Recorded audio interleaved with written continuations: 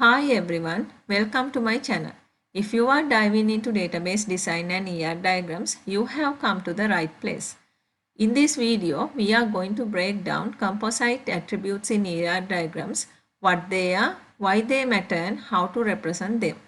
Let's start with the basic. What is composite attribute? A composite attribute is an attribute that can be broken down into smaller meaningful parts. That is, combination of other attributes. Think of it as a property of an entity that has multiple components, each holding specific information. Here is an example. Imagine an entity called customer. One of its attributes is full name, which can be divided into first name, middle name and last name. That is composite attribute. Look at this example also. I take the student as the entity. Here admission number is the primary key. Another non-key attribute is name and address.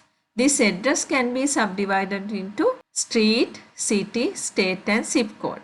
Here this name is the simple attribute which cannot be subdivided. But here address is the composite attribute. It can be subdivided. I think you understood. You should keep this in your mind. Composite attributes are crucial for organizing complex data. By breaking them into components, you make your data more structured and easier to work with. For example, if you are storing customer's address, divided it into street, city, state and zip code ensures that each piece can be accessed or analyzed individually. If you want to sort city, now you can sort it.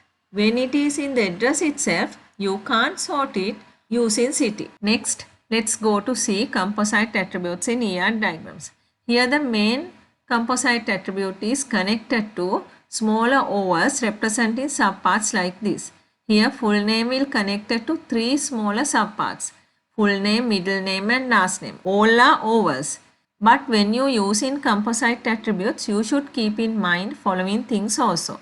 Main thing, use composite attributes only when necessary. If the data doesn't need to be subdivided, keep it simple. Okay, simplicity is the key for readability. If you found this video helpful, don't forget to like, subscribe and hit the notification bell so you don't miss out more database design tips.